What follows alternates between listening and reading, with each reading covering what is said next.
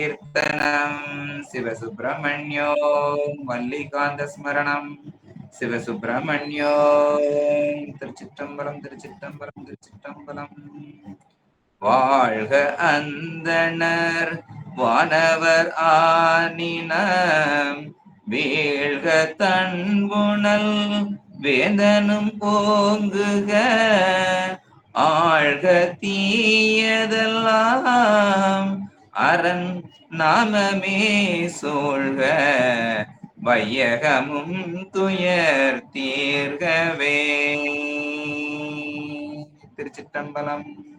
மடங்க என் வல்வினை காட்டை நின்மன் அருள் தீக்கொளவும் விடங்க என் தன்னை விடுதி கண்டாயன் விரவியை வேரடும் களைந்து ஆண்டுகள் உத்தரகோச மங்கைக்கரசே கொடுங்கரி கன்று உரித்து அஞ்சு வித்தாய் வஞ்சி கொம்பினையே. திருச்சிற்றம்பலம் திருச்சிற்றம்பலம் திருச்சிற்றம்பலம்.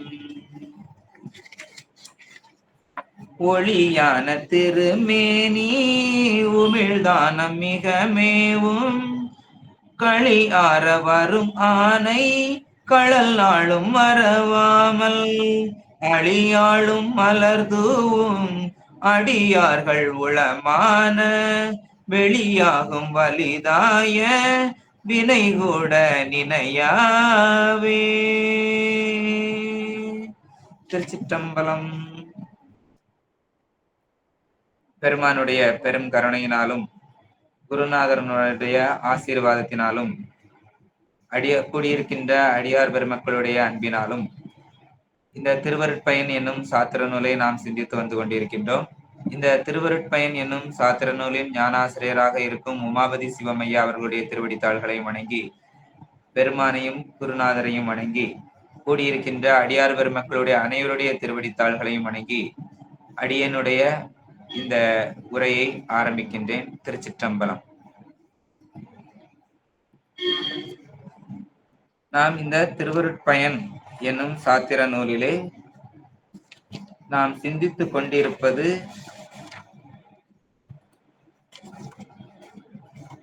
உயிர் விளக்கம் அப்படி என்கக்கூடிய 7வது அதிகாரத்தை நாம் சிந்தித்து வந்து கொண்டிருக்கின்றோம். உயிர் எப்படி தன்னை விளங்கிக் கொள்கிறது அப்படிங்கிற உயிர் விளக்கத்தை சிந்தித்து கொண்டிருக்கின்றோம். இந்த உயிர் விளக்கம் அப்படி என்பது அறிவின் விளக்கம்.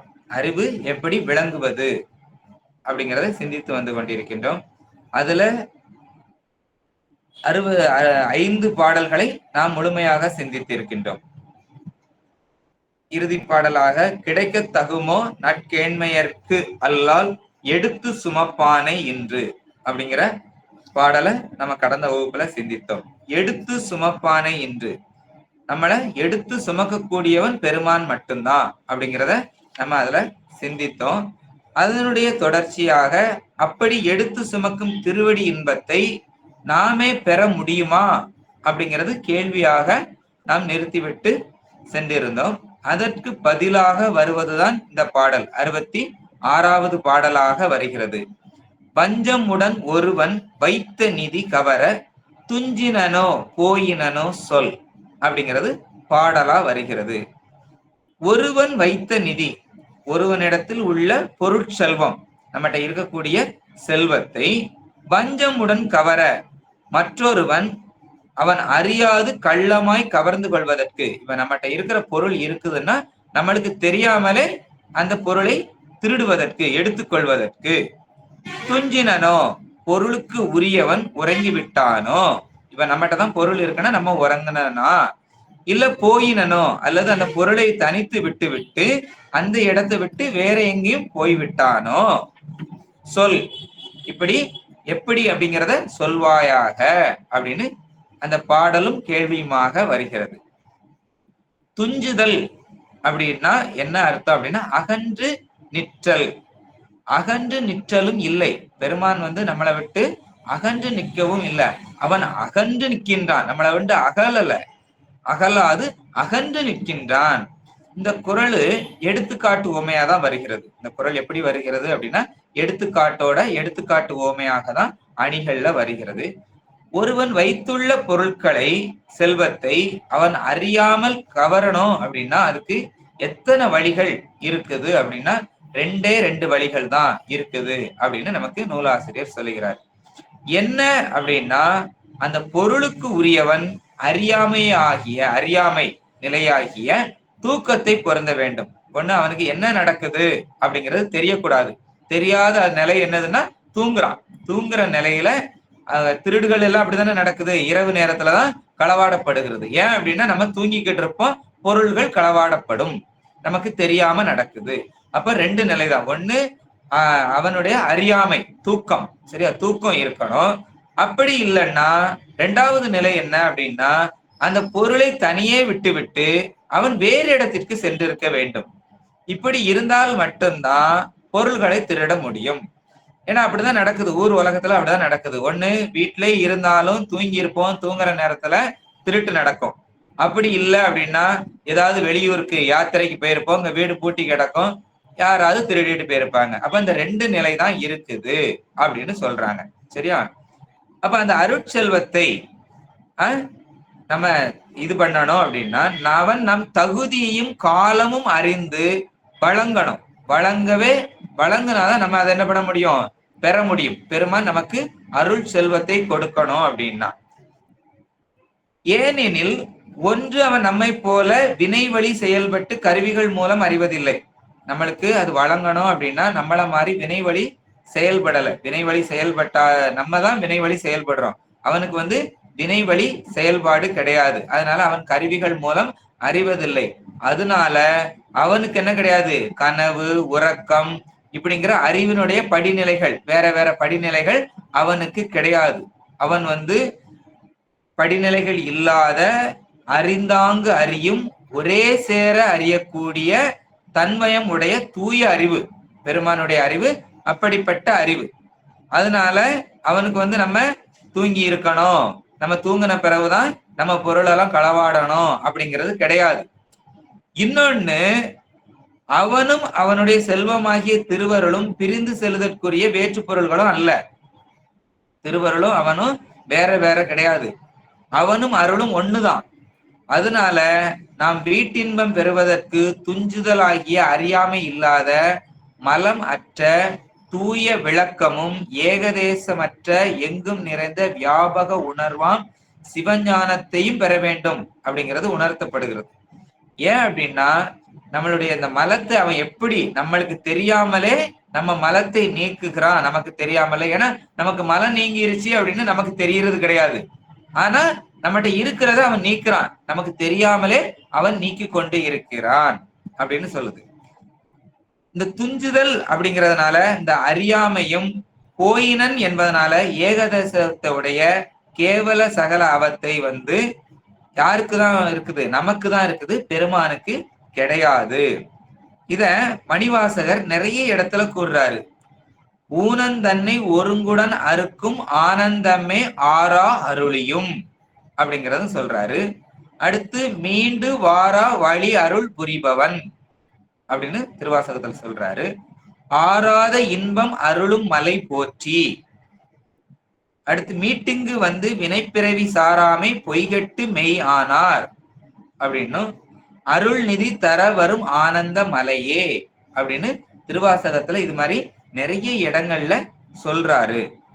அப்போ நம்மள்கிட்ட அந்த மலம் இப்ப இது சாதாரண பொருளுக்குத்தான். இப்ப இந்த உலக பொருளுக்கு தான் என்ன பண்ணணும், நம்ம தூங்குனா நம்மகிட்ட இருந்து களவு போகலாம், இல்லைன்னா நம்ம வெளியூர் போனா களவு போகலாம். ஆனா இது நம்ம கூடவே இருக்கக்கூடிய மலம். அப்போ கூடவே இருக்குதுங்கிறதுனால அதை என்ன பண்ண முடியாது, நமக்கு தெரியாம நடக்கிறதுக்கு காரணம் என்னன்னா பெருமான் நம்ம அறிவில் நின்று அவன் நம்மளுக்கு கருணை செய்து நம்மளுக்கே தெரியாம நம்ம மலத்தை அவன் எடுத்து நீக்குகின்றான். இப்படி இந்த ஆணவ கலப்பில்லாத இந்த தூய வியாபகமான சிவஞானத்தை நாம் அடைந்தோம், நம்ம அடைஞ்சிட்டோம் அப்படின்னா இன்னும் மலம் உள்ளதா இல்லைன்னா அது உள்ளதா அப்படிங்கிறத எப்படி தெரிந்து கொள்வது, எப்படி உணர்வது? ஏன்னா இப்ப மலத்தை நீக்கிறான், நம்ம கூடவே இருந்து நமக்கே தெரியாம அந்த மலத்தை பெருமான் நீக்கிறான். அப்படி நீக்கினால் இந்த மலங்கள் எல்லாம் போயிருச்சா போகலையா, சிவஞானத்தை தான் பெற்று விட்டோமா அப்படிங்கிறதுக்கு நமக்கு எப்படி தெரியும் அப்படிங்கிறதுக்காக அடுத்த பாடலை பதிலா தர்றாரு. தனக்கு நிழல் இன்றா ஒளி கவரும் தம்பம் என கவர நில்லாது இருள் அப்படின்னு சொல்ற பாட்டுல நமக்கு விளக்கத்தை தர்றாரு. தனக்கு நிழல் இல்லா அப்படின்னா தனக்குன்னு ஒரு நிழல் கிடையாது, இல்லாத பொருள், இல்லாதது எது அப்படின்னா ஒளி கவரும் தம்பம் என, ஒளி கவரக்கூடிய தம்பம், தம்பம் அப்படின்னா படிகத்தூண், சரியா, தூயதாய் ஒளி முழுவதையும் வாங்குகின்ற படிகத்தூண் போல. தம்பம்னா படிகத்தூண். கவர உயிர்கள் திருவருள் ஞானமே தனக்குரிய ஞானமென சிறிதும் ஐயம் திரிபு உணர்ச்சியின்றி பற்றி நிற்குமாயின் இருள் அந்த அஞ்ஞானம் விபரீத உணர்வுகளுக்கு ஏதுவான ஆணவமலமாகிய இருள் நில்லாது அவனிடத்தில் முனைத்து நில்லாது மடங்கி நிற்கும், அவனுக்கு அடங்கி நிற்கும். எப்படி நிற்கும் அப்படின்னா அதுக்கு விளக்கம் சொல்றாரு. குற்றமில்லாத தூயதான நல்ல படிகத்தூணானது, ஒரு அழுக்கு கூட இல்லாத சுத்தமான படிகத்தூண். ஏன்னா படிகத்திலையும் அழுக்கு பட்டு இருந்துச்சுன்னா அந்த இடத்துல என்ன ஆகாது, இருள் இருக்கும், அதுல இருந்து ஒளி ஊடுருவி வெளியில வராது அழுக்கு இருந்ததுன்னா. அப்ப அந்த அழுக்கு அதை மறைத்து நிற்கும், அந்த ஒளியை வரவிடாமல் மறைத்து நிற்கும். அதனாலதான் குற்றமில்லாத தூயதான நல்ல படிகத்தூணானது சூரியனுடைய ஒளியை தனதாக முழுவதும் கவர்ந்து நிற்கும். ஏன்னா சூரிய ஒளியை என்ன பண்ணாது, முழுவதும் கவர்ந்து நிற்கும். அந்நிலையில் அதனுடைய நிழல் சிறிதும் தோன்றாது. அப்போ அந்த நேரத்துல அதனுடைய நிழல் தோன்றாது, ஏன்னா சூரிய ஒளியோடதுதான் தெரியும். அப்படி தூணில் அழுக்கு இருக்குமாயின், அப்படிப்பட்ட அந்த படிக தூணுல அழுக்கு இருக்குமாயின் அந்த அழுக்கின் காரணமாக அதன் திண்மைக்கு ஏற்ப அத்தூணிடத்து நிழல் உண்டாகும். இப்போ ஒரு தூண் இருக்குது அப்படின்னா, நேரா நிக்க வச்சிருக்கிறோம் அப்படின்னா, சூரிய ஒளி படுது. சூரிய ஒளி படும்போது அது சுத்தமான படிகமா இருந்தது, அழுக்குகள் இல்லாம இருந்துச்சுன்னா அதுல நிழல் விழாது. நேரா சூரிய ஒளி மட்டும்தான் ஊடுருவி ஒளி மட்டும்தான் வெளியில வரும். இப்ப அந்த தூணுல ஏதோ அழுக்கு, நம்ம கை வச்சு ஏதோ அழுக்கு பட்டு இருக்குது, இல்ல வேற ஏதோ ஒரு அழுக்கு, இல்லைன்னா ஒரு தாளை வச்சு ஒட்டி இருக்குது, ஏதோ ஒரு அழுக்கு அதுல மறைப்பு இருக்குது அப்படின்னா சூரிய ஒளி பட்டாலும் என்ன ஆகும்னா அது எந்த இடத்துல எவ்வளவு தன்மைக்கு தகுந்த அழுக்கு இருக்குதோ அதுக்கு தகுந்தாக்கள் அதுல இருந்து ஊடுருவி வெளியில வரும், அந்த இடத்துல நிழல் விழும். அந்த அழுக்கின் தன்மைக்கு தகுந்தாக்களை நிழல் விழும். ஏன்னா நம்ம கையில உள்ள அழுக்குன்னா அந்த கையில உள்ள அழுக்குக்கு தகுந்தாக்களை விழும். இன்னும் அதிகமான ஒரு புற அழுக்கு, இப்ப சாந்தோ இல்ல வேற ஏதோ சாக்கடையோ ஒரு அழுக்கு இருக்குது அப்படின்னா அந்த திக்னஸுக்கு தகுந்தாக்கள் அது மறைக்கும், நிழல் விழும். இல்ல ஒரு பேப்பரை ஒட்டி வச்சிருக்கிறோம் அப்படின்னா அந்த பேப்பருடைய தன்மைக்கு தகுந்தாக்கள் அந்த இடத்துல என்ன ஆகும், நிழல் விழும். இது போல உயிர் அறிவு தூயதாய் இருந்துச்சுதுன்னா, தூயதாக இருப்பின் சிவஞானமே தனக்குரிய ஞானமாக கொண்டு அதில் அடங்கி நிற்கும். நம்ம அறிவு எப்படி நிற்கும், சிவஞானத்தையே தன்னுடைய அறிவாக கொண்டு அந்த சிவஞானத்துக்குள்ள அடங்கி நிற்கும். அவ்வாறு நிற்பின் அந்த ஞானம் விபரீத உணர்வுகளுக்கு ஏதுவான ஆணவ மலம் என்ன ஆகும்னா நம்மகிட்ட முளைத்து நிற்காது, அடங்கி நிற்கும். ஏன்னா நம்ம எதை பற்றி நிக்கிறோம், நம்மகிட்ட முழுமையாக சிவஞானம் இருக்குது. அப்படி இருக்குதுனால இங்க நம்மகிட்ட இந்த அஞ்ஞானமோ இல்ல விபரீத உணர்வுகளோ எதுவுமே நம்மகிட்ட தலை தூக்க முடியாது, அது எல்லாம் நம்மகிட்ட அடங்கி நிற்கும். அப்படி அல்லாம நம்ம இந்த உயிரில அவ்வாறு அன்றி இந்த உயிரில உயிரின் அறிவுல ஆணவமலமாகிய அழுக்கு இருக்குமாயின், அழுக்கு சிறிதா இருக்கோ நிறைய இருக்குதோ, அழுக்குன்னு ஒண்ணு இருந்துருச்சுன்னா இருக்குமாயின் அந்த ஆணவ மலத்தின் திண்மைக்கு ஏற்ப இருளாகிய துன்பத்திற்கு ஏதுவான யான் எனது என்னும் அஞ்ஞான விபரீத உணர்வுகள் உண்டாகும். அப்போ நம்மகிட்ட என்ன எவ்வளவு மலம் இருக்குதோ அதுக்கு தகுந்தாக்கல அந்த ஆணவ மலம் நமக்கு என்னத்தை தரும், துன்பத்தை தரும் அப்படின்னு சொல்லப்படுது.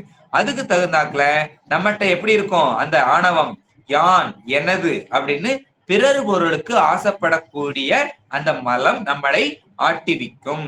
ஆனா அதெல்லாம் சொல்லியிருக்கு, எவ்வளவு மலம் இருக்கோ அவ்வளவுக்கு தகுந்தாக்கலாம் அந்த பலன் இருக்கும் அப்படின்னு சொல்லப்படுது. அப்ப இதுல ஓமையாக எது சொல்லப்படுது, பொருளாக எது சொல்லப்படுது அப்படின்னா, அந்த படிக தூண் அப்படிங்கிற ஓமை நமக்கு பொருளா எதை சொல்லப்படுது அப்படின்னா ஆன்ம அறிவா சொல்லப்படுகிறது. அங்க சூரிய ஒளி பட்டு தான் அந்த படிகத்துல என்ன ஆகுது, எவ்வளவு அழுக்கு இருக்குது இல்லைன்னா சுத்தமா இருக்குதா அப்படின்னு நம்ம அதை காட்டக்கூடியதாக இருக்குது.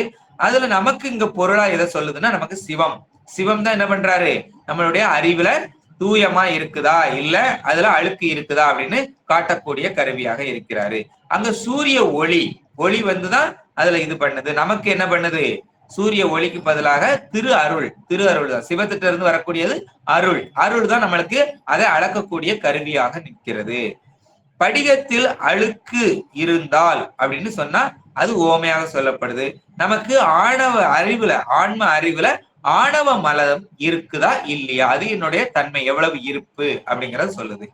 படிகத்தின் தூண் நிழலின் திண்மை எவ்வளவு தூரத்துல விழுது, எவ்வளவு அந்த இடத்துல மறைக்கப்பட்டு இருக்கிறது அப்படின்னு அந்த நிழலுடைய திண்மையை தகுந்தாக்கலதான் நமக்கு ஆணவ மலத்தினுடைய மறைப்பின் திண்மை, அதான் யான் எனது அப்படிங்கிற அந்த அகங்காரம் ஆணவ மலத்தால வரக்கூடிய தற்போதம் அப்படின்னு சொல்லப்படுது.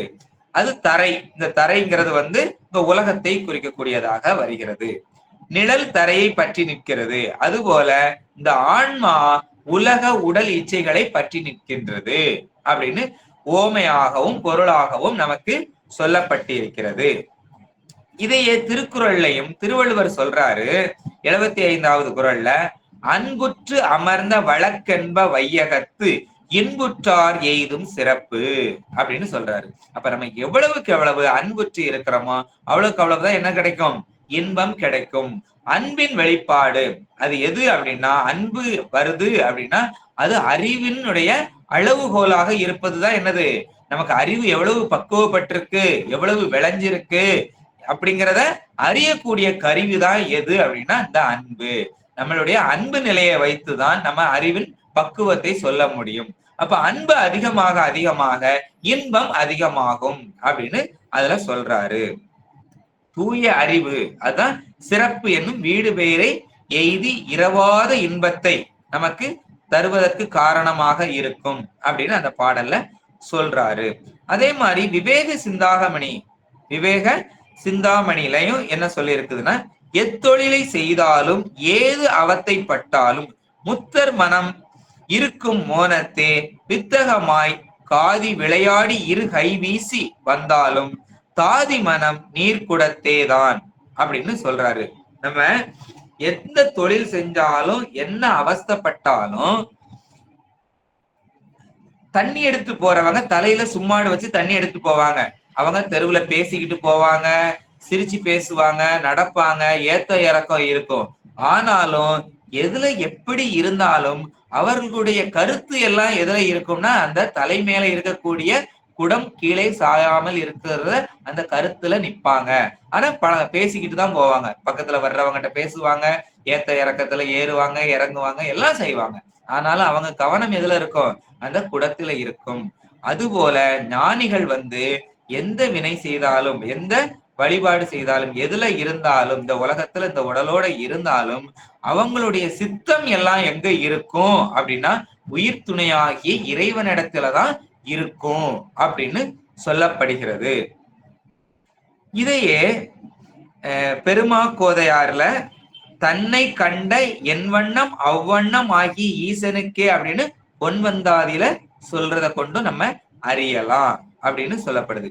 இப்ப இந்த அடுத்து ஒரு அறநெறி அப்படிங்கிற நூல்லையும் 148வது பாடலா சொல்லப்பட்டுகிறது. அலைபுணலுள் நிற்பினும் தாமரை ஈன்ற இலையின் கண் நீர் நிலாது ஆகும்.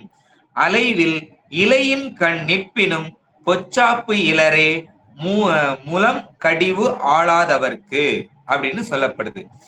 இந்த பாடலுடைய அர்த்தமா என்ன சொல்லுது அப்படின்னா, இந்த நமக்கு நீர்ல தடாகத்துல தாமரை தடாகத்துல அந்த தாமரை ஈன்ற இலையில எவ்வளவு அலை அடிச்சு வந்தாலும் அந்த அலை அடிச்சுக்கிட்டு தான் கிடக்கும். தண்ணி எப்பவுமே சிறு அலைகளுக்குள்ளதான் அந்த இலைகள் கிடக்கும். அப்படி அலை அடிச்சு அதுல மோதினாலும் அது மேல ஏறி விழுந்தாலும் அந்த இலையில என்ன ஆகாது, ஒரு துளி அளவு நீர் கூட தங்கி நில்லாது.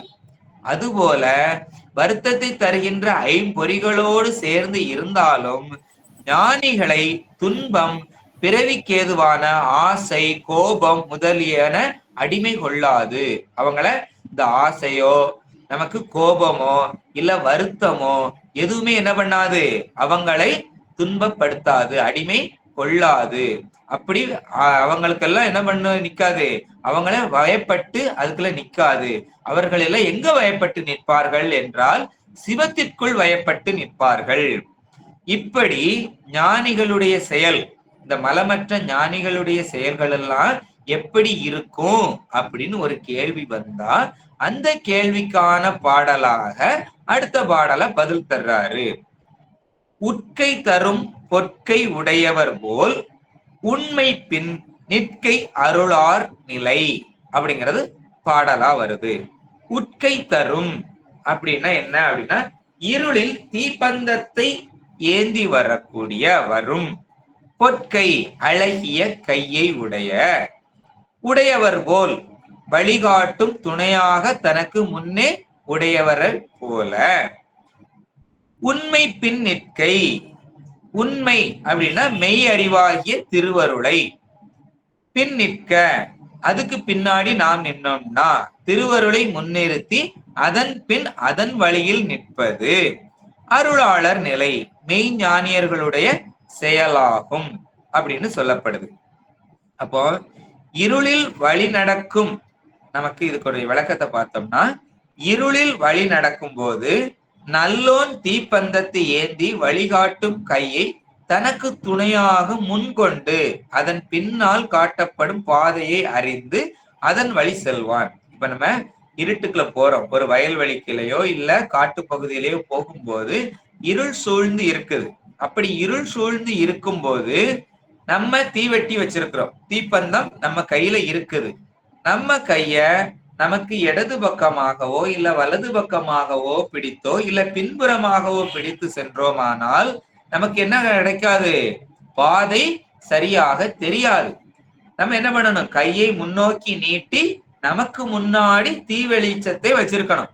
அப்படி தீ வெளிச்சத்தை வச்சிருந்தாதான் நமக்கு முன்னாடி எந்த பாதை இருக்குது, அதுல பள்ளம் இருக்குதா இல்ல மேடு இருக்குதா இல்ல குச்சி எதுவும் கிடக்குதா இல்ல முள்ளு கிடக்குதான்னு நம்மளால என்ன பண்ண முடியும், பார்த்து போக முடியும்.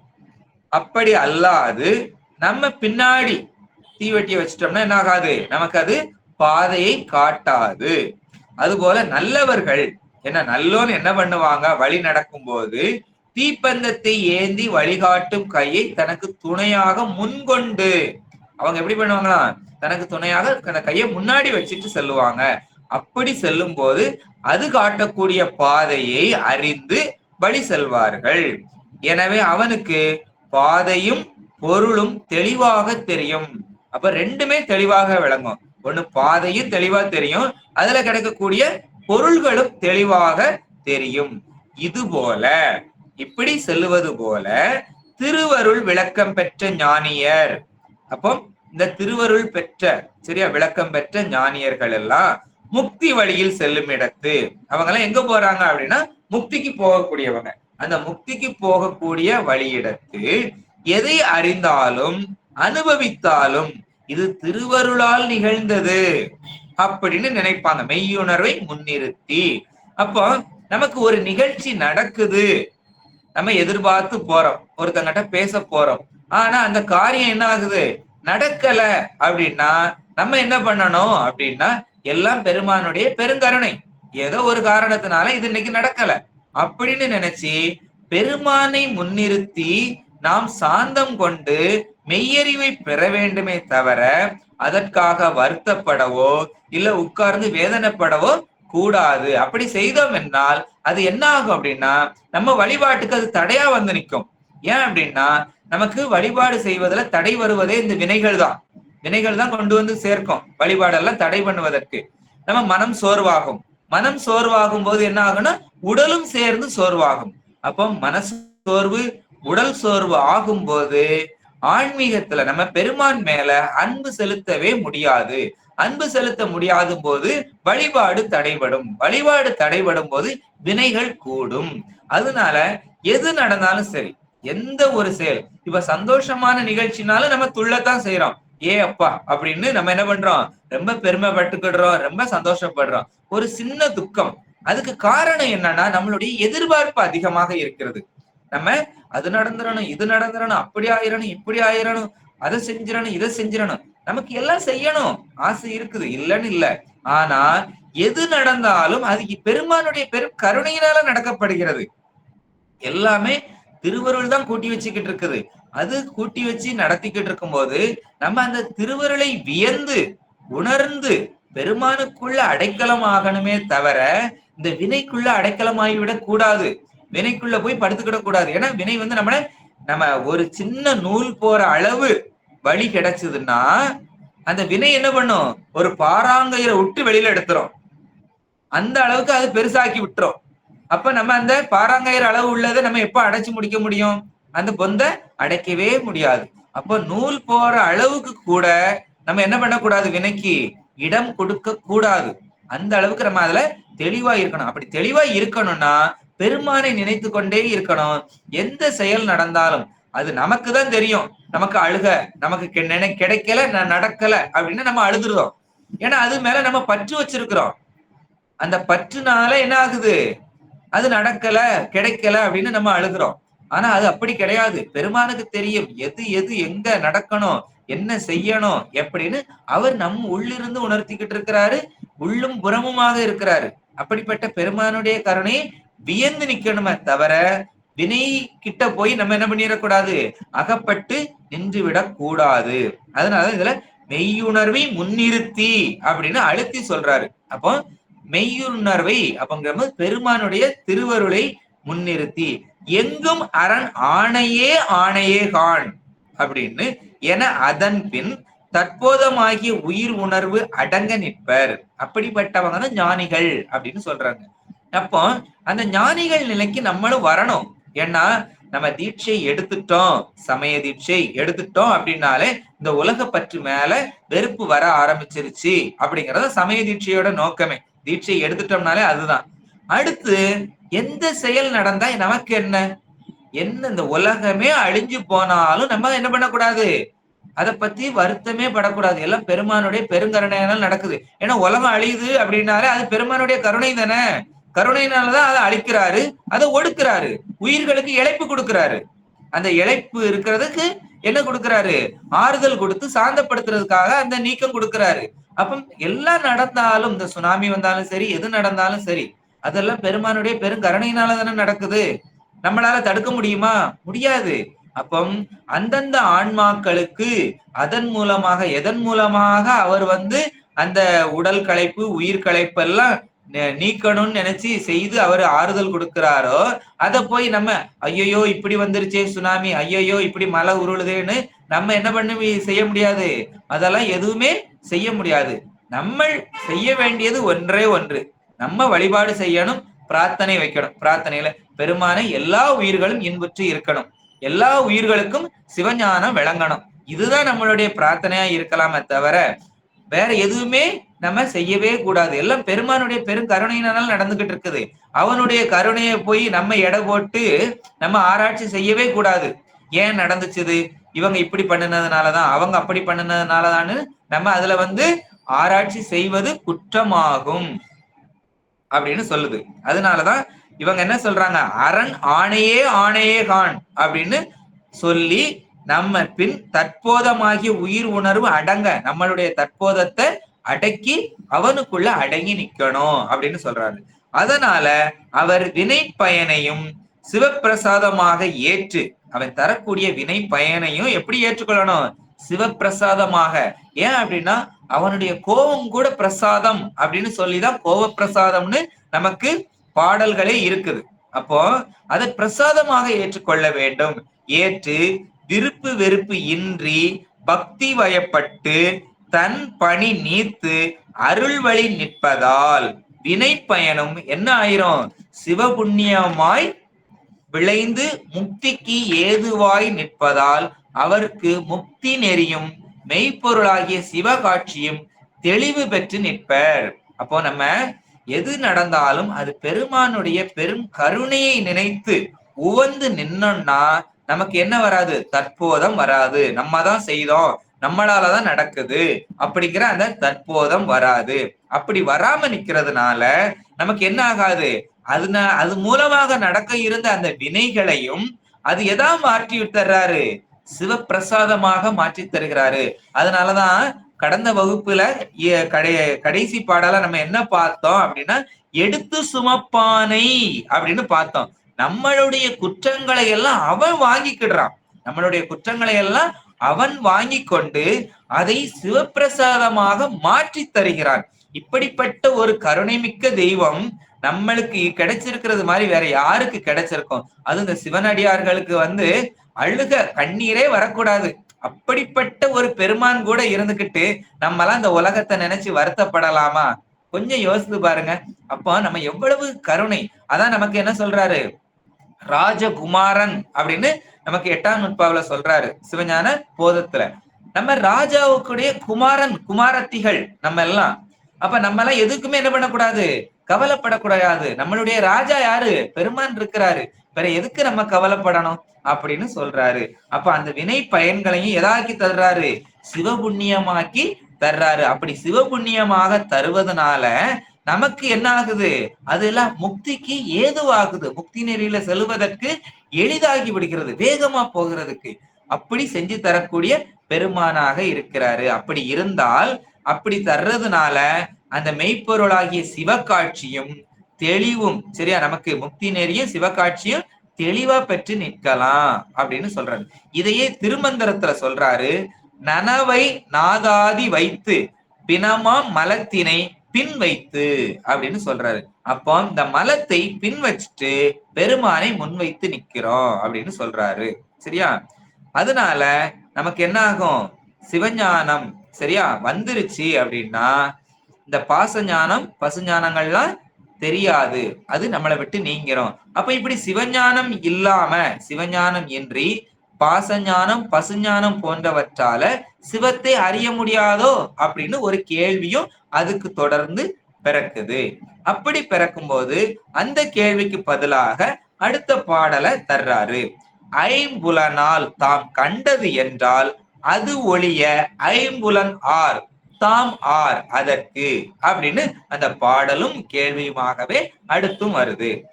ஐம்புலனால் கண்டது, ஐம்புலனால கண்டது என்னது அப்படின்னா உயிர்கள் இதுவரை இந்த உயிர்கள் இதுவரைக்கும் ஐம்புலன் முதலிய கருவிகளின் துணையாலதான் அறிந்து வந்துச்சுது. இந்த ஐம்புலன் கருவிகள் இல்லைன்னா என்ன பண்ண முடியாது?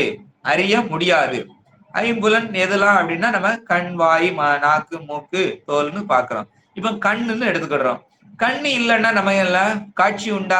நம்மளால எந்த பொருளையும் இந்த உலகத்துல பார்க்க முடியுமா? பார்க்க முடியாது. அப்போ கண் இருக்கிறதுனாலதான் என்ன பண்ண முடியுது? காட்சின்னு ஒண்ணு நிகழ்ந்து நம்மளால காணுதல் அப்படிங்கிற இதை செய்யறோம், பார்க்கிறோம். அது மாதிரி காது இருந்தாதான் கேட்க முடியுது, வாய் இருந்தாதான் பேச முடியுது, சாப்பிட முடியுது, தோல் இருந்தாதான் நம்மளால உணர முடியுது. சரியா? அப்போ நமக்கு இந்த கருவிகள் இருந்தால்தான் அதை கொண்டுதான் நம்ம என்ன பண்றோம்? இதுவரைக்கும் இந்த ஐம்புலன்களை கொண்டுதான் நம்மளால எல்லாத்தையும் அறிந்து வந்தோம். அது ஒளியை என்றால் அதுன்னா எதுன்னா சிவம் நீங்களாக சிவத்தை தவிர மற்றது எல்லாத்தையும் என்றால் அதற்கு அச்சிவத்தை அறிவதற்கு இந்த சிவத்தை அறிவதற்கு ஐம்புலன் ஆர் ஐம்புலன் முதலிய பாசக்கருவிகள் துணை வலிமை உடையதா அப்படின்னு ஒரு கேள்வியும், தாம் ஆர் அல்லது நான் என்னும் தற்போதம் உடைய பசுஞானம்தான் வலிமை உடையதா அப்படின்னு இந்த பாடல்ல கேள்வியா போன கேள்விக்கு பசுஞானத்துக்கும் பாசஞானத்திலையும் பார்க்க முடியுமான்னு கேள்விக்குதான் இந்த பாட்டு தந்தாரு. இந்த பாடல்லே கேள்வியாவும் வச்சிருக்கிறாரு, அதுக்கு பதிலும் அதுல இருந்தே தர்றாரு. இதுவரை நாம் அறிந்ததற்கு துணை நின்ற ஐம்பொறி முதலிய கருவிகள் காட்டியது சிவத்தின் வேறான உலகை. நம்ம சிவத்தை பார்க்கல, சிவத்தை இந்த கருவிகள் நமக்கு என்ன பண்ணல? காட்டவும் செய்யல. சிவத்திற்கு வேறான இந்த உலகத்தை தான் காட்டிக்கிட்டு இருந்துச்சு. இந்த உலகம்ங்கிறது சடப்பொருள். அப்ப சடத்தை தான் நமக்கு என்ன பண்ணிக்கிட்டு இருக்குது? காட்டிக்கிட்டு இருக்குது. இதுவரை நாம் சடமாகிய உலகை அறிந்ததற்கு உதவிய பாச கருவிகளினால் உண்டாகும் ஞானமோ, இதுவரைக்கும் நமக்கு இந்த உலகத்தை காட்டுனதெல்லாம் என்னது? பாசத்தை காட்டிய கருவிகள். அப்போ இந்த பாச கருவிகள்னால உண்டாகக்கூடிய ஞானமோ அல்லது இதனின் வேறான இந்த பாச கருவிகள் அல்லாத அதற்கு வேறான தற்போத மயக்கம் கலந்த பசுஞானமோ அப்படின்னு சொல்லுது. பசுஞானமோ சித்தாகிய சிவத்தை காட்டும் வலிமை உடையன அல்ல. அப்ப நமக்கு இந்த உலகத்தை காட்டிய கருவிகள் காட்டிய ஞானமாகிய விடயங்கள் அது இப்ப நம்ம அறிஞ்சதெல்லாம் என்னதான் அறிஞ்சிருக்கிறோம்? இந்த உலக விடயத்தை தான் அறிஞ்சிருக்கிறோம். அதனால அறிஞ்சது. இப்ப நம்ம ஒருத்தங்க மருத்துவத்துக்கு படிக்கிறாங்க. மருத்துவத்துக்கு படிச்சுறாங்க அப்படின்னா அவங்களுக்கு பேராசிட்டமால் தெரியும், ஒரு மாத்திரைகள் மருந்துகளை தெரியும். ஒரு இன்ஜினியர் படிக்கிறாரு அப்படின்னா அவர் என்ன இன்ஜினியரிங் படிச்சிருக்கிறாரோ அதுக்கு தகுந்தாக்கல அந்த விடயத்தை தான் அறிவாங்களே தவிர இறைவனை அறிய முடியாது. அவங்க அறிஞ்சதெல்லாம் என்னதுதான்? இந்த உலக விடயங்களைத்தான் அறிஞ்சாங்க. அதுல கிடைக்கக்கூடிய ஞானம், அந்த ஞானத்தை கொண்டு இறைவனை அறிய முடியாது. அப்படி அல்லாம அந்த ஞானம் வேண்டாம். அது அல்லாத வேற ஞானம் எது அப்படின்னா அதுக்கு வேறான தற்போதமுடைய மயக்க அறிவை உடைய கலந்த பசுஞானமோ அது சிவத்தை காட்டுமா அப்படின்னா அதுக்கு வலிமை இருக்குதா அப்படின்னா இந்த ரெண்டுக்குமே என்ன கிடையாது? வலிமை கிடையாது. வலிமை உடையன அல்ல. தற்போதம் முழுவதும் அடங்க பெற்ற சிவஞானமே சிவத்தை காட்ட வல்லது. அப்படின்னா எதுதான் காட்டும் அப்படின்னா இந்த கருவிகள் மூலமாக அறிந்த பாச ஞானமும் கிடையாது. தற்போதம் உடைய மயக்க அறிவை வச்சுக்கிட்டு இருக்கக்கூடிய இந்த அறிவும் என்ன கிடையாது? அதுக்கு வலிமை கிடையாது. அப்ப அந்த தற்போதமும் அடங்கி நிக்கணும். அடங்கி நின்னால்தான் சிவஞானம் வரும். அந்த சிவஞானத்தை கொண்டுதான் சிவத்தை காட்ட முடியும், சிவத்தை அறிய முடியும். அப்ப சிவத்திற்கு விடயம் சிவஞானம்தான். சரியா? சிவஞானம் அல்லாது நம்ம சிவத்தை காண முடியாது அப்படின்னு சொல்றாரு. இதே கருத்தை திருப்புகள்லே சொல்றாரு. சீவனொடுக்கம் பூத ஒடுக்கம் தேர உதிக்கும் பரஞான தீப விளக்கம் காண எனக்கு உன் சீதள பத்மம் தருவாயே அப்படின்னு. அப்போ சிவனுடைய பாதம், சரியா, நம்ம அந்த திருவடியை பெற்றால்தான் சிவத்தை காண முடியும் அப்படின்னு சொல்றாரு. அது மாதிரி இதுக்கு எல்லாம் யார் யாரெல்லாம் எதிர்ப்பு தெரிவிக்கிறாங்க, எந்த மதத்துக்காரங்கெல்லாம் என்னென்ன கருத்துக்கள் சொல்றாங்க அப்படின்னு நம்ம இதுல பார்க்கலாம். உலகம் போல கடவுளையும் கருவிகளால அறியப்படும் பொருளே. உலகத்தை எப்படி நம்ம இந்த கருவிகளால அறியிறோமோ அது போல கடவுளையும் கருவிகளால என்ன பண்ணலாம்? அறிய முடியும் அப்படின்னு சொல்றவங்க யாருன்னா தர்க்க மதத்தினர், நையாயிகர் அப்படிங்கிற தர்க்க மதத்தினர் சொல்லக்கூடிய கருத்தாக இருக்கிறது. அடுத்து எல்லா பொருளும் சத்து அப்படின்னு நம்ம சொல்லி இருக்கிறோம். சரியா? கருவிகளால் அறியக்கூடிய பொருளும் சத்து தான் அப்படின்னு. ஏன்னா நம்ம என்ன சொல்றோம் அப்படின்னா நித்த பொருள் அப்படின்னு சொல்றோம், அழியாத நித்த பொருள் அப்படின்னு சொல்றோம். அப்ப அப்படின்னு சொல்லியாச்சுன்னா இந்த சர்க்காரியவாத சாங்கியர்களும் அதைத்தான் சொல்றாங்க. அப்ப எல்லாத்தையும் பார்க்கலாம் அப்படின்னா எல்லாமே என்னதுதான்? சத்து பொருள் தான், கருவிகளால பார்க்க முடியும் அப்படின்னு அவங்க சொல்றாங்க. மாயாவாதிகள் என்ன சொல்றாங்க அப்படின்னா இறைவன் அறியப்படுவதென்றோ அறியப்படாததென்றோ கூற முடியாத ரெண்டுக்கும் ஒரு கலந்த நிலை அப்படின்னு சொல்றாங்க. அத அனிர்வ சனியம், நிர்வசனியம்னு சொல்றதுக்கு பதிலா அதுக்கு முன்னாடி சேர்த்து சொல்றோம், அனிர்வசனியம் அப்படின்னு சொல்லப்படுது. அவன் இப்படியும் இல்ல அப்படியும் இல்ல, அதுக்கு ரெண்டுக்கும் இடைப்பட்டது அப்படிங்கிற மாதிரி சொல்றதா யாரு? மாயாவாதிகள் சொல்லக்கூடிய கருத்தா இருக்குது. அடுத்து சொல்றாங்க பாதஞ்சலர், யோக மதத்தினர். அவங்க என்ன சொல்றாங்க அப்படின்னா இறைவன் கருவிகளுக்கு நேரே புலப்படுவதில்லை, அவற்றை யோக முறையில் நிறுத்தினால் அப்பாவனைக்கு இறைவன் புலப்படுவான் அப்படின்னு சொல்றாங்க. அதனாலதான் இந்த யோக மதத்துல உள்ளவங்க எல்லாம் நாங்க யோகா செஞ்சோம், யோகா செஞ்சு இறைவனை பார்த்துடலாம், யோகா செஞ்சு இறைவனை கேட்கலாம், இறைவன்கிட்ட பேசலாம் அப்படின்னு சொல்லக்கூடிய அத யோக மதத்தினர் அப்படி சொல்றாங்க. அப்படியும் நம்ம சொல்ல முடியாது. ஆன்ம அறிவாகிய பசுஞானத்திற்கு அதன் அழுக்கு நீங்கினால் அவன் புலப்படுவான் அப்படின்னு சிவ சமவாதிகள் சொல்றாங்க. அடுத்து முக்தியில நம் அறிவே சிவகரணமாகி சிவத்தை காட்டும் அப்படின்னு யாரு சொல்றா? சங்கராந்தவாதி சொல்றாங்க. பாசுபத மதத்தினரும் முக்தியில் நம் அறிவில் சிவகுணங்கள் உற்பத்தியாகும் அப்படின்னு வாதியான மாவீரதரும் சொல்றாங்க. அந்த உற்பத்தி நம்ம முக்தியில என்ன ஆகுமா, நமக்கு சிவகுணங்கள் உற்பத்தி ஆகிக்கிட்டே இருக்கும் அப்படின்னு அவங்க சொல்றாங்க.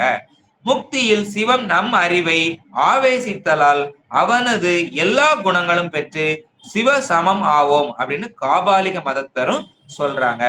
இப்படின்னு ஒவ்வொருத்தரும் ஒவ்வொரு மதத்தினரும் ஒவ்வொரு மாதிரி சொல்றாங்க, முக்தியில இப்படி எல்லாம் இருக்கலாம் அப்படின்னு.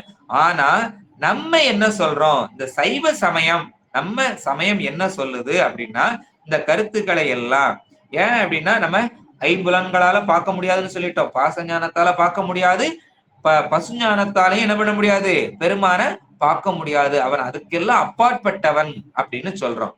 அப்ப இத சிவஞான போதத்துல ஊனக்கண் பாசம் உணரா பதியை ஞான கண்ணில் சிந்தை நாடி அப்படின்னு சொல்றது.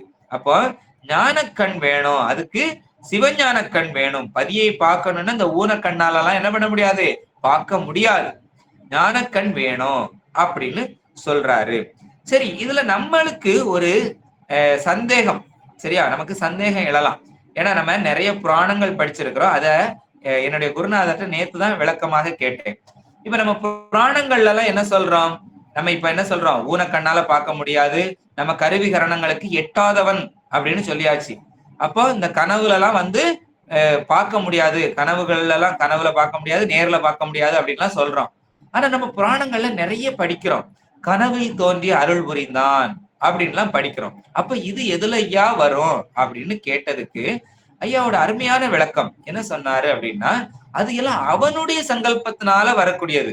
பெருமான் இப்ப யாரு கனவுல தோன்றி அருள் கொடுக்கணும்னு அவன் நினைச்சானோ அவங்க கனவுல வருவான்.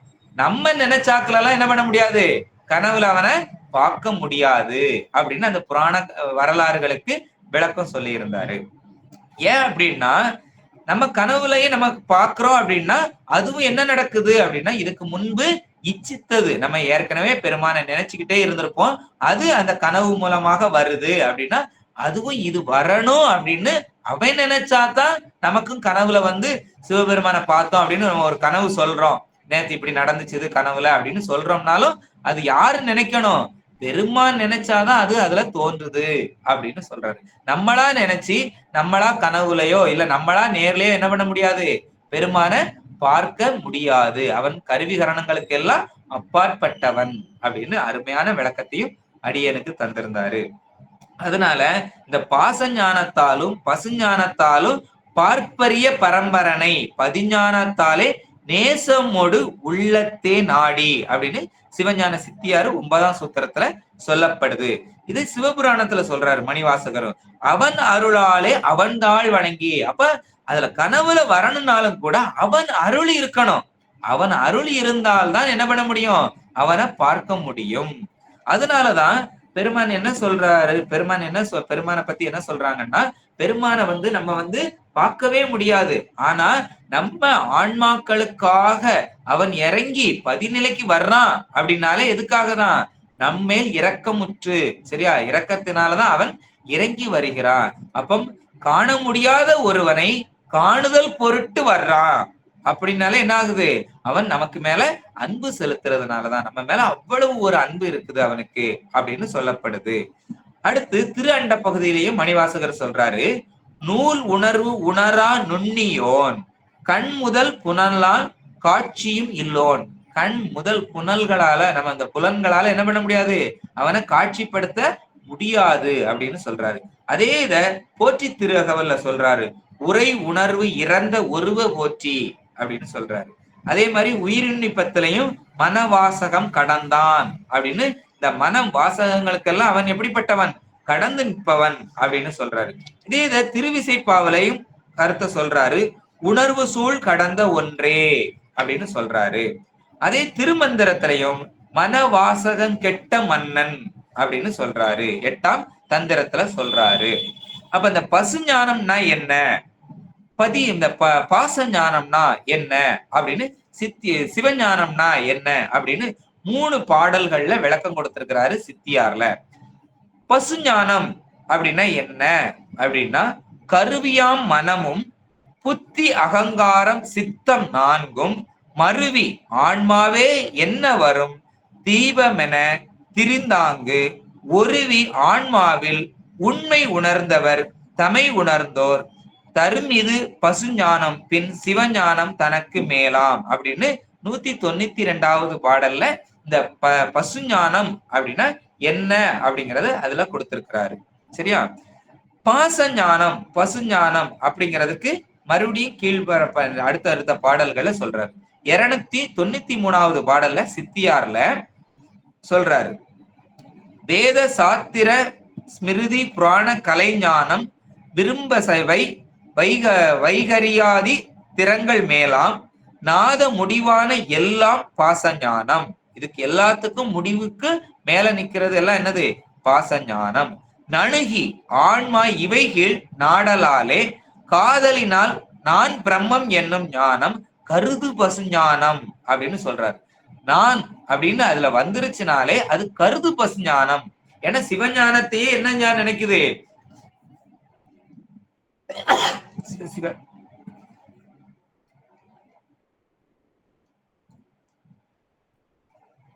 சிவஞானத்தையே தன்னுடைய ஞானமாக நினைக்குது. அதுதான் கருது பசுஞானம் அப்படின்னு சொல்லுது. ஓதி உணர்ந்து ஒன்றொன்றா உணர்ந்திடால் பசுவாம் ஒன்றாக சிவன் இயல்பின் உணர்ந்திடுவான் காணே. நம்ம எல்லாம் ஒண்ணா உணரக்கூடியவங்க. ஆனா பெருமான் என்ன பண்றாரு? ஒரு சேர உணரக்கூடியது. அதுதான் சிவஞானம் அப்படின்னு சொல்லப்படுது. பதிஞானம் அப்படின்னா என்ன அப்படின்னா அதுக்கும் சொல்றாரு. 311வது பாடல் சித்தியார்ல சொல்லப்படுது. பரஞானத்தால் பரத்தே தரிசித்தோர் பரமே பார்த்திருப்பார் பதார்த்தங்கள் பாரார் பார்க்க வரு ஞானம் பல ஞானம் அஞ்ஞான விகற்பம் வாச்சிய வாசக ஞானம் வைந்தவத்தின் கலக்கம் தருஞானம் போக போக ஞாதிரு ஞானம் ஞேயம் தங்கிய ஞானம் சங்கற்பனை ஞானமாகும். திருஞானம் இவையெல்லாம் கடந்த சிவஞானம் ஆதலால் சீவன் முத்தர் சிவமே கண்டிருப்பர் அப்படின்னு அந்த 311வது பாடல்ல சிவஞானம் பதிஞானம்னா என்னது அப்படிங்கிறதுக்கு அதுல விளக்கத்தை கொடுத்திருக்கிறாரு. அப்போ பதிஞானம்னா என்ன, பசுஞானம்னா என்ன, பாசஞானம்னா என்ன அப்படின்னு ஒவ்வொரு பாடல்களுக்கும் அழகாக சித்தியார்ல விளக்கத்தை சொல்லி இருக்கிறாரு. நம்ம ஞானம் கருவிகள் மூலமாக வரக்கூடியது பாசம், பாசங்கள் மூலமாக வரக்கூடிய ஞானம், அதனால அறியக்கூடியது எது? பாச ஞானம் அப்படின்னு.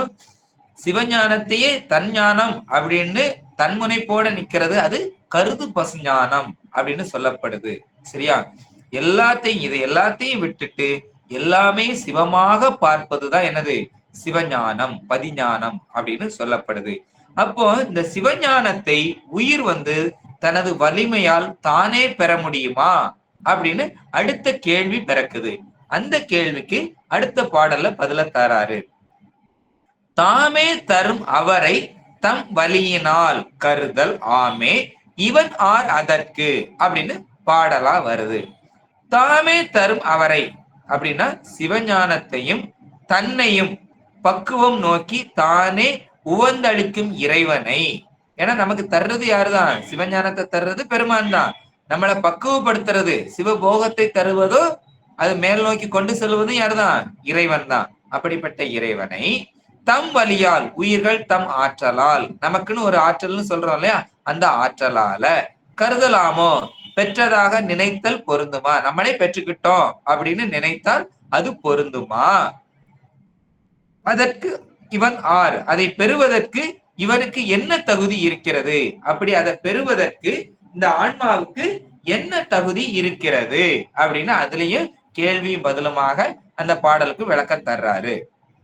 இதனுடைய விளக்கம், இறைவன் அவனுக்குள்ள இயல்பான கருணையினால உயிர்கள் பக்குவமுற்ற காலத்து குருவாய் மலம் அகற்றி சிவஞான விளக்கமும் பேரின்பமும் உதவ உயிர் அதை மறந்து தானே அதை பெற்றதாக கருதும் திரிபு உணர்ச்சியினால் இது நம்ம 63வது குறள்லயும் இதைத்தான் சொன்னோம். திரிபு உணர்ச்சி தான்.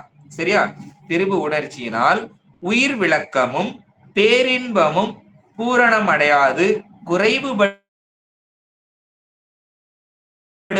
அன்றி அதனால் உயிருக்கு எந்த பயனும் இல்லை. அப்போ இறைவன் தான் நமக்கு என்ன பண்றாரு அப்படின்னா அவனுடைய பெரும் கருணை. அந்த கருணையினாலதான் என்ன நடக்குதுன்னா நமக்கு பக்குவம் வரக்கூடிய காலத்து. ஏன்னா இந்த ஆன்மாக்கள் பிறந்து பிறந்து பிறந்து வந்துகிட்டே இருக்குது. பிறக்குது இறக்குது பிறக்குது இறக்குது, இப்படி பிறந்து பிறந்து இறந்து பிறந்து வந்துகிட்டே இருக்கிறதுனால ஒவ்வொரு பிறவியிலையும் ஆன்ம அறிவு என்னப்படுது அப்படின்னா பக்குவம் அடைந்துகிட்டே தான் வருது. அப்படி பக்குவம் வர வர வர வர அந்த சிவத்தை அடையக்கூடிய பக்குவம் எப்படின்னு இருக்குதோ அந்த பக்குவ காலத்துக்கு. ஏன் அப்படின்னா இந்த உலக சார்பெல்லாம் வேண்டாம், இனிமேல் இந்த பாசத்து மேல அதுக்கு என்ன ஆகுது, வெறுப்பு அதுல இருந்து அழுந்துனதுல இருந்து மீண்டு இனி சிவத்தை சாரணும், சிவத்து மேல பற்று வரும்போதுதான் அந்த பக்குவ காலம் அப்படின்னு சொல்லப்படுது. அந்த பக்குவ காலத்துக்கு வரும்போது பெருமாள் எப்படி வராரு, குருவாய் ஏன்னா சகலருக்கு எப்படிதான் வருவாரு, குருவாதான் வருவாரு. குருவா வந்துதான் நமக்கு தீக்கை பண்ணுவாரு. சரியா? அப்படி குருவாய் மலம் அகற்றி, அந்த மலம் அகற்றுதல் தான் என்னது, தீக்கை செய்து நமக்கு அந்த மலத்தினுடைய தன்மைகளை குறைத்து, சரியா, தீக்கை செய்து சிவஞான விளக்கமும், நமக்கு சிவஞானம்னா என்ன அப்படின்னு அதுக்கு விளக்கமும் தந்து பேரின்பமும் உதவ, அதுக்கு அந்த இன்பத்தை பேரின்பத்தையும் தந்து அதுக்கு உதவுவதற்கும் அதை அடைவதற்கு உதவி செய்வதற்கும் உயிர் இதெல்லாம் செய்யறது யாரு அப்படின்னா பெருமான். இதையெல்லாம் செஞ்சாலும் உயிர் என்ன பண்ணுது அப்படின்னா அதை மறந்து, இது எல்லாத்தையும் மறந்து தானே அதை பெற்றதாக கருதும் திரிபு உணர்ச்சியினால என்ன பண்ணுது அப்படின்னா இந்த உயிர் விளக்கம் பெற்றாலும் பேரின்பமும் கிடைச்சாலும், அந்த இன்பம் கிடைத்தாலும் அதெல்லாம் என்ன ஆகாது அப்படின்னா பூரணம் அடையாது, அதெல்லாம் குறைவுபடுமே அன்றி அதனால இந்த உயிருக்கு என்ன கிடைக்காது, எந்த பிரயோஜனமும் கிடையாது. ஒரு சல்லி பைசாவுக்கு அது பிரயோஜனப்படாது. ஏன் அப்படின்னா உணர்த்தினால் உணர்வதும் அப்படின்னு சொன்னாலும் அவை உணர்த்துறதெல்லாம் நம்ம அப்படியே உணர முடியறது இல்ல. நம்ம அதுலயும் பாதியை விட்டுடுறோம், பாதியை மறந்துடுறோம். சரியா? அது படிமுறையில தான் உணர்றோம். அவன் உணர்த்தின உடனே அப்படியே உணர முடியல, அதையும் படிப்படியாதான் நம்ம என்ன பண்றோம், உணர்றோம். உணர்த்துவதும் செலுத்தினால் செல்வதும், அவன் செலுத்தினா நம்ம செல்றோம். அப்படிப்பட்ட ஆகிய உயிர் பாச ஞானத்தினாலும் பசு ஞானத்தினாலும் பேரின்பத்தை என்ன பண்ண முடியாது, பெற முடியாது அப்படிங்கிறத இந்த பாடல்ல வலியுறுத்தி சொல்றாரு. இது பற்றியே நமக்கு சுந்தரமூர்த்தி சுவாமிகள் சொன்ன பாடல்லையும் சொல்றாரு. 7ஆம் திருமுறையில 58வது பதிகத்துல 7வது பாட்டுல சொல்றாரு.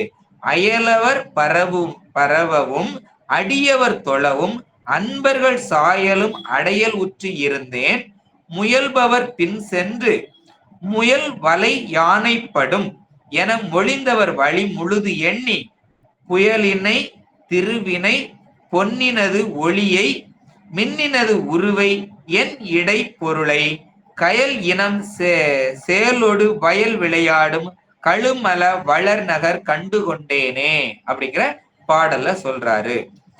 ஏன் அப்படின்னா முயல்பவர்கள் பின்னே சென்று, ஏன் அப்படின்னா தங்கள் வன்மையால அடைய முயல்பவர்கள் பின்னே சென்று அப்படின்னா எது அர்த்தம் குறிக்குது அப்படின்னா முயல் அகப்படும் வலையில் யானை அகப்படும் அப்படின்னு சொல்லு கேட்டு அவங்க வழியில சொல்றது. இப்ப முயல் அகப்படுத வலையில யானை அகப்படுமா? முயலுக்கு வலை வச்சா எவ்வளவு வச்சிருப்பாங்க, ஒரு சின்ன வலை வச்சிருப்பாங்க. அதுக்குள்ள போய் யானை அகப்படும் அப்படின்னு சொல்றவங்க பின்னாடி, அப்படிப்பட்ட கூட்டத்து பின்னாடி போனா என்ன ஆகும், யானையை பிடிக்க முடியுமா? பிடிக்க முடியாது. அப்படி சொல் கேட்டு அவ்வழியே முற்றிலும் கடைபிடித்து, அவங்க சொன்ன வழியிலலாம் நான் கடைபிடித்து அவனிடத்து அன்புடையறது வேட மாத்திரமே மேற்கொண்டிருந்தேன். அப்படிப்பட்டவங்கட்டெல்லாம் வேடம் மாத்திரம்தான் நான் மேற்கொண்டிருந்தேன் அப்படின்னு சொல்லுவாரு. பின் பல இடங்களிலும் காட்சிப்படாத இறைவன், அப்படிப்பட்டவங்க எல்லாம் கேட்டு அங்க போய் இங்க போயின்னு காட்சிப்படாத இறைவன் பெருமானுடைய பெருங்கருணையினால அவருக்கு சுந்தரமூர்த்திக்கு எங்க காட்சி கொடுக்கிறான்னா கழுமலத்து கருணை காரணமாக வெளிப்பட்டான். கழுமலத்து பதிகத்துல அந்த தலத்துல அவருக்கு காட்சிப்பட்டிருக்கிறாரு அப்படின்னு சொல்றாரு. அப்போ பெருமான் அவனுடைய கருணை இருந்தால்தான் என்ன பண்ண முடியும், நம்ம அவனை காண முடியும். அல்லாது நம்ம என்ன பண்ண முடியாது, அவனை காண முடியாது. இதனாலதான் காமிக செயற்கையாகவோ இல்ல நிற்காமிக செயற்கையாகவோ இறைவன் வெளி நிற்ற அருளுதலும் எவற்றானும் அவனது கருணை காரணம் அன்றி அச்செயல்களது ஆற்றல் காரணமாக அன்று. நம்மளுடைய ஆற்றல் அப்படின்னு கிடையவே கிடையாது. எல்லாமே யாருடைய கருணை, பெருமானுடைய கருணை அப்படின்னு உணர்ந்து கொள்ளணும் அப்படின்னு சொல்றாரு. தன்வயம் இல்லாத அகர்த்தாவாகிய உயிர்களுக்கு, இப்போ இந்த உயிர்கள் எப்படிப்பட்டது அப்படின்னா தன்வயம் கிடையாது, இதெல்லாம் கர்த்தா கிடையாது, அகர்த்தாக்கள். சரியா? அப்படிப்பட்ட உயிர்களுக்கு அறிவும் செயலும் அனுபவமும் இறைவனாலதான் உண்டாகிறது. இப்ப நம்ம ஒரு இடத்துல இப்ப நம்ம பேசிக்கிட்டு இருக்கிறோம் அப்படின்னா இதெல்லாம் நம்மளா நடத்திக்கிட்டு இருக்கிறோம் கிடையவே கிடையாது. இந்த குழுவையும் சரி, நம்ம பாடம் கேட்கறதும் சரி, பாடம் எடுக்கிறதும் சரி, எல்லாத்தையும் நடத்திக்கிட்டு இருக்கிறது யாரு, பெருமான் இருந்து நடத்திக்கிட்டு இருக்கிறாரு. நம்ம இவங்களுக்கெல்லாம் இந்த ஞான நூல்கள் மூலமாக ஞானம் விளையணும்னு சொல்லிக்கிட்டு இருக்கிறாரு. எல்லாத்துக்கும் கொடுத்துக்கிட்டு இருக்கிறாரா? இல்ல. ஏன்னா நம்ம எல்லாம் எதுல நோக்கி வந்துகிட்டு இருக்கோம், சிவத்தை நோக்கி வந்துகிட்டு இருக்கிறோம். அதனால அவர் சிவஞானத்தை கொடுத்துக்கிட்டு இருக்கிறாரு. ஆன்மாக்கள் எல்லா ஞானம் எல்லா ஆன்மாக்களும் அப்படி கிடையாது. அவங்க எல்லாம் உலகத்தை இருக்கிறவங்களுக்கு உலகத்தை கொடுத்துக்கிட்டு இருக்கிறாரு. இப்ப இதுல ஒரு 30 பேர் இருக்கிறோம்னா இந்த 30 பேருக்கு சிவஞானத்தை இந்த குழு வாயிலாக பெருமான் நிகழ்த்தி கொண்டிருக்கிறார். இது போல எத்தனையோ குழுக்கள் இருக்குது, அந்தந்த குழுக்கள் மூலமாக நடத்திக்கிட்டு இருக்கிறாரு. ஆனா இத்தனை குழுக்கள் இருந்தாலும் இந்த உலகத்துல உள்ள எல்லா ஆன்மாக்களும் அதுல பயனடைதா அப்படின்னா இல்ல. ஏன்னா ஒரு குறிப்பிட்ட ஆன்மாக்கள் மட்டும்தான். எந்த ஆன்மாக்களுக்கு சிவத்தை முன்னிறுத்தி சிவத்தை அடையணும், சிவஞானம் விளையணும்னு நினைச்சு இச்சை இருக்குதோ அந்த ஆன்மாக்களுக்கு இந்த சிவஞானத்தை கொடுத்து கொண்டு இருக்கிறார். மற்ற ஆன்மாக்களுக்கு அவங்க விரும்பக்கூடிய இந்த உலக இச்சை, உலகத்தையே அவங்களுக்கு கொடுத்துக்கிட்டு இருக்கிறான். அப்போ ஒவ்வொரு அறிவும் செயலும் அனுபவமும் இறைவனாலேயே உண்டாகிறது. அவன் அன்றி அணுவும் அசைவது இல்லை. இந்நிலையில் தன் வலியாய் கருதுவதற்கு அதற்கேது சுதந்திர வலிமை? இப்ப இத நான் தான் செஞ்சேன் அப்படின்னு சொல்றதுக்கு எனக்கு என்ன அதிகாரம்? இங்க அதிகாரமே கிடையாது அப்படின்னு சொல்றாரு. நமக்கு அந்த வலிமையே, சுதந்திர வலிமையே கிடையாது அப்படின்னு சொல்றாரு. அந்த பேச்சுக்கே இடம் இல்லை. எல்லாமே பெருமான் தான் நடத்திக்கிட்டு இருக்கிறாரு. இது பற்றியே ஏகமாய் நின்று இறையடிகள் ஒன்றுணர போகமாய்த்தான் விளைந்த பொற்பினான் அப்படின்னு சிவபோகமானது அப்படின்னு சொல்லப்படுது. போகம்ங்கிறது பொதுவுல உரைத்தார் அப்படிங்கிறத பொதுவுல சொல்லப்பட்டிருக்கிறது. உலக போகமோ அல்லது சிவபோகமோ எப்போகமாயினும் என் நிலையினும் அது யாரு கொடுக்கிறது? பெருமான் கொடுக்கிறதே அன்றி நாம் எதுவுமே செய்வது இல்லை. அதனால கொடுக்கிறதுக்கு பெருமான் தான். நம்மளால ஒன்னும் கொடுக்கவும் முடியாது, ஒன்னும் செயல்படுத்தவும் முடியாது, நம்ம ஒன்னும் செய்யவும் முடியாது. எந்த செயல் நடக்கிறதுனாலும் அது எல்லாமே யாருடைய செயல் அப்படின்னா இது எல்லாம் பெருமானுடைய செயல் அப்படின்னு நினைக்கிறது தான் என்னது அப்படின்னா இந்த உயிர், இந்த அறிவு விளக்கம் பெற்றிருக்கிறது, இந்த அறிவுக்கு விளங்கி இருக்குது, உயிர் விளக்கம் பெற்று இருக்கிறது அப்படின்னு இந்த பாடலோட இந்த பதிகத்தை நிறைவு செய்கிறாரு. இப்படி தன்வயம் இழந்து அவன் வயப்பட்டு நின்னா என்ன பயன் கிடைக்கும் அப்படின்னு அடுத்த கேள்வி வருது. அந்த கேள்விக்கு அடுத்த பதிகமாக பதில் தர்றாரு. அது இன்புறு நிலை. அப்படி தன்வயப்பட்டு நின்னோம்னா நமக்கு என்ன கிடைக்கும் அப்படின்னா இன்பம் கிடைக்கும், இன்பம் வயப்பட்டு நிற்போம் அப்படின்னு சொல்லி அதுக்கு அடுத்த பதிகத்தை தொடங்குறாரு. அப்போ இந்த உயிர் விளக்கம் அப்படின்னா உயிருக்கு விளக்கமாவது உயிர் அறிவு விளக்கம் பெறுவது. அப்ப அந்த உயிருக்கு அறிவு விளக்கம் அப்படின்னா என்னன்னா தன்முனைப்பு இருக்கக்கூடாது. நான் தான் செஞ்சேன், நான் தான் செய்வேன், என்னாலதான் முடியும் அப்படின்னு அந்த தன்முனைப்பு இருக்கக்கூடாது. அடுத்து என்ன இருக்கணும் அப்படின்னா திரு அருளை முன்னிறுத்தணும், பெருமானை முன்னிறுத்தி எது நடந்தாலும் இது பெருமானுடைய பெருங்கருணை. இன்னைக்கு நமக்கு ஒரு முள்ளு குத்திருச்சுன்னா பெருமானுடைய பெருங்கருணையினால எனக்கு ஒரு முள்ளு குத்திருச்சுன்னு சொல்லணும். ஏன் அப்படின்னா ஒரு பீங்காங்குத்தி வெட்டி ரத்தம் வரக்கூடிய இடத்துல முள்ள குத்த வச்சு சின்னதா முடிச்சிட்டார் அப்படின்னு பெருமானுடைய கருணையாக சிந்திக்கணுமே தவிர, ஐயையோ நான் என்ன பாவம் செஞ்சனோ, எனக்கு இப்படி ஆயிப்போச்சே இப்படி ஆயிப்போச்சேன்னு அழக்கூடாது. சரியா? அது தவறு. அது நமக்கு வினையை கூட கொஞ்சம் சேர்க்கும். அப்ப முள்ளு குத்திருச்சுன்னா சந்தோஷப்படணும், பீங்கா வெட்டிருச்சுனாலும் சந்தோஷப்படணும். ஏன்னா அதை விட பெருசு வெட்டி இருக்கும். கால் ஒடியக்கூடிய இடத்துல ஒரு பீங்கானால வெட்டுப்பட்டு இருக்குன்னு நினைச்சுக்கிடணும். அப்படித்தான் எல்லாமே பெருமானுடைய கருணை. கருணையினால நடக்குதுன்னு நினைக்கிறது தான் என்னது அப்படின்னா இந்த உயிர் விளக்கம். உயிர் விளக்கம்ங்கிறது உயிரினுடைய அறிவின் விளக்கம். அப்ப அறிவு எவ்வளவு பக்குவப்படுது அப்படிங்கறதான் சொல்லக்கூடிய அதிகாரமாக இந்த அதிகாரம் வந்திருக்கிறது. இதற்கு அடுத்த அதிகாரமாகி இன்புறு நிலைய நாம் வரும் வகுப்புகள்ல இருந்து சிந்திக்கலாம் என்று சொல்லி அடியனுடைய இந்த உரையை நிறைவு செய்கிறேன். இத்தனை நேரமும் பொறுமையாக கேட்டுக்கொண்டிருந்த அடியார் பெருமக்களுடைய திருவடித்தாள்களையும் வணங்கி, குருநாதருடைய திருவடித்தாள்களையும் வணங்கி, பெருமானுடைய பெரும் கருணையையும் வியந்து பெருமானுக்குள் ஆட்பட்டு பெருமானுடைய திருவடித்தாள்களையும் வணங்கி அடியனுடைய உரையை நிறைவு செய்கிறேன். திருச்சிற்றம்பலம். வாழ்த்தும் குருமரபு வாழ்த்தும். ஆறிரு தடந்தோள் வாழ்க, அருமுகம் வாழ்க, வெற்பை கூறுசை தனிவேல் வாழ்க, குக்குடம் வாழ்க, செவ்வை ஏறிய மஞ்சை வாழ்க, யானைதன் அணங்கு வாழ்க, மாறிலா வள்ளி வாழ்க, வாழ்க சீரடியாரெல்லாம். வான்மிகில் வளாது பெய்க, மலிவளம் சுரக்க, மன்னன் போன்முறை அரசு செய்க, குறைவிலா